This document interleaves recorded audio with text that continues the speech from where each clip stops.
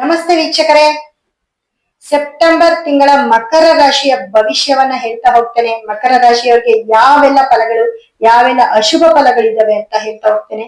ನೋಡಿ, ಮಕರ ರಾಶಿಯವರಿಗೆ ರಾಶಿಯಾಧಿಪತಿ ಮೂರನೇ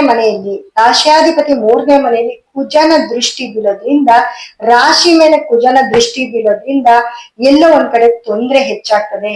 ರಾಶಿಯಾಧಿಪತಿ ಮೂರನೇ ಮನೆಯಲ್ಲಿ ಇರೋದು, ನೀವು ಸ್ವಲ್ಪ ಫ್ರೆಂಡ್ಸ್ ಜೊತೆ ಆಗಿರ್ಬೋದು, ಅಥವಾ ನಿಮ್ಮ ಅಣ್ಣ ತಂಗಿ ಅಕ್ಕ ತಮ್ಮನ ಜೊತೆ ಆಗಿರ್ಬೋದು, ತುಂಬಾ ಕೇರ್ಫುಲ್ ಆಗಿರಿ ಅಂತ ಹೇಳ್ತೀನಿ.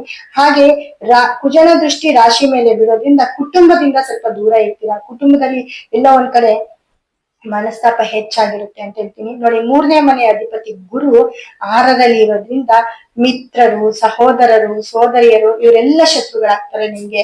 ಹಾಗಾಗಿ ತುಂಬಾ ಮಾತಿನ ಮೇಲೆ ನಿಗಾ ಇಟ್ಕೊಳ್ಳಿ. ತುಂಬಾ ಜಗಳ ಮಾಡಕ್ ಹೋಗ್ಬಿಡಿ, ತುಂಬಾ ಯಾರಿಗೂ ಮಾತಾಡಕ್ ಹೋಗ್ಬಿಡಿ. ನೀವೆಷ್ಟು ಸೈಲೆಂಟ್ ಆಗಿರ್ತೀರೋ ಮಕರ ರಾಶಿಯವರು ಅಷ್ಟು ಒಳ್ಳೇದು ಅಂತ ಹೇಳ್ತೀನಿ. 5ನೇ ಮನೆ ಅಧಿಪತಿ ಶುಕ್ರ 8ನೇ ಮನೆಯಲ್ಲಿ ಇರೋದ್ರಿಂದ ಮಕ್ಕಳ ಆರೋಗ್ಯದ ವಿಚಾರದಲ್ಲಿ ಎಲ್ಲ ಒಂದ್ ಕಡೆ ಮಿಸ್ ಹೋಗುತ್ತೆ. ಮಕ್ಕಳ ಆರೋಗ್ಯವನ್ನ ತುಂಬಾ ಚೆನ್ನಾಗಿ ನೋಡ್ಕೊಳ್ಳಿ ಅಂತ ಹೇಳ್ತೀನಿ.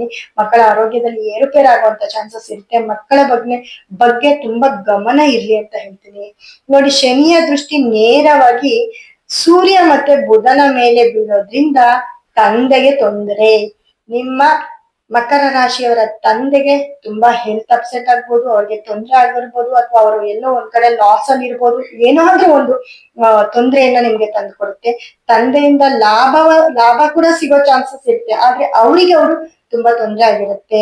4ನೇ ಮನೆ ಅಧಿಪತಿಯಾಗಿ 11ನೇವನು ಕುಜನೇ ಆಗಿರೋದ್ರಿಂದ 10ನೇ ಮನೆಯಲ್ಲಿ ಇರೋದ್ರಿಂದ ಸಣ್ಣ ಮನೆಯಿಂದ ದೊಡ್ಡ ಮನೆಗೆ ಹೋಗುವಂತ ಚಾನ್ಸಸ್ ಜಾಸ್ತಿ ಇರುತ್ತೆ ಮಕರ ರಾಶಿಯವರಿಗೆ.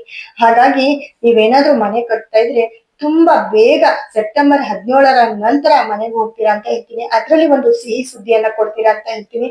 ಹಾಗೆ ನೋಡಿ, ಮಕರ ರಾಶಿಯಲ್ಲಿ ಸ್ವಲ್ಪ ತಂದೆಯ ಒಂದು ಆರೋಗ್ಯ ವಿಚಾರ, ತಂದೆಯ ಲಾಸ್ ಆಗಿರ್ಬೋದು, ಇದೆಲ್ಲವೂ ಕೂಡ ನಿಮ್ಗೆ ತೋರಿಸೋದ್ರಿಂದ ನೀವು ರಾಶಿಯಾಧಿಪತಿ ಶನಿಯ ಒಂದು ಸ್ಟೋನ್ ಅನ್ನ ನಿಮ್ಮ ಮನೇಲಿ ಇಟ್ಕೋಬಹುದು. ಇದನ್ನ ಇಟ್ಕೊಂಡಾಗ ತುಂಬಾ ಈ ಪ್ರಾಬ್ಲಮ್ ಇಂದ ಹೊರಗಡೆ ಬರ್ತೀರಾ. ಶನಿಯನ್ನ ಆರಾಧಿಸ್ಬೇಕು ನೀವು.